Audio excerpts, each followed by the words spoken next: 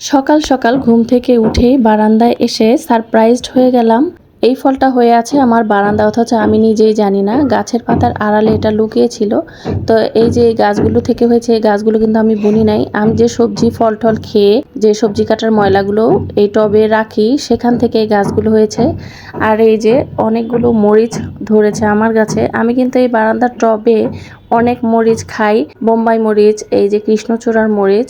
এরপরে গত শীতে লাউও খেয়েছিলাম 4-5টা অনেক বড় বড়। পুঁই শাক খাই, ধনিয়া পাতা, অনেক কিছুই এখান থেকে হয়। তো এই যে এই ফলটা, এটা হচ্ছে চিনাই, আমাদের এলাকাতে চিনাই বা চিনাল বলে, কার এলাকাতে কি নামে ডাকে আমি জানি না। আমি কিন্তু একদমই এই গাছটা বুনি নাই। এই গাছটা ওই যে ফল খেয়ে ময়লা ফেলেছিলাম, ওই ময়লা থেকে গাছ হয়ে গাছটা নিচে ঝুলে গিয়েছিল। এই ফলটা বারান্দার উপরে হয়েছে, পাতার আড়ালে ছিল। যখন বড় হয়েছে আমি 2-3 দিন আগে দেখতে পেয়েছি। তো যাই হোক, আমার কাছে কিন্তু খুবই আনন্দ লাগছে, খুবই খুশি লাগছে।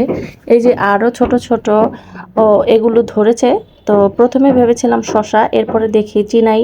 তো যাই হোক, ভাগ্যে থাকলে আর কি বলে না, যদি থাকে নসিবে আপনা আপনি আসিবে, এটা আমাদের ভাগ্যে ছিল। তো গাছ না বনেও এইরকম বাঙ্গি বা চিনাই খেতে পারি, আলহামদুলিল্লাহ।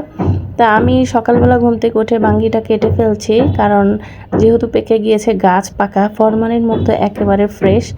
আমার তো ইচ্ছে করে আমার এই বারান্দায় আমি যত সবজি আছে ফল টল সবই নিজের হাতে গাছ বুনে এরপরে ফলন ফলিয়ে খাই, কিন্তু ইচ্ছা করলেই তো সব কিছু করতে পারা যায় না। যাই হোক, চিনাইটা কিন্তু অনেক মিষ্টি ছিল আর খুবই সুন্দর ঘ্রাণ ছিল, কারণ এটাতে তো কোনো সার দেওয়া হয় নাই, জৈব সারে হয়েছিল। তো এরকম মাঝে মধ্যে সারপ্রাইজ হলে, যদিও একেবারে ছোটোখাটো জিনিস, তারপরেও খুবই ভালো লাগে। তো কেটে নিলাম, খালি পেটেই খেলাম, খুবই ভালো লাগলো। তো এরপরে এখন আমি রান্নাবান্নার আয়োজন করে নিচ্ছি। এটা হচ্ছে আমি লাউ দিয়ে ডাল রান্না করব। আমি কিন্তু প্রায়ই আমার বাসায় লাউ দিয়ে ডাল রান্না করি, লাউ দিয়ে মাংস রান্না করি, চিংড়ি মাছ, ইলিশ মাছ, অনেক কিছু।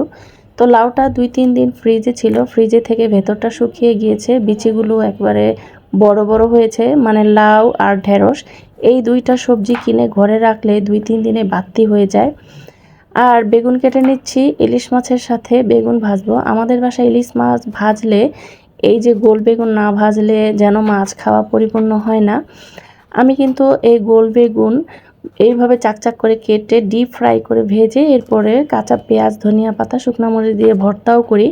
বেগুন সাধারণত পুড়িয়ে ভর্তা করে থাকি, কিন্তু পোড়া বেগুনের ভর্তা একরকম টেস্ট, আর তেলে ভেজে বেগুন ভর্তা অন্য আরেক রকম টেস্ট। কেউ না জানলে খেয়ে দেখবেন, আসলে অনেক মজার।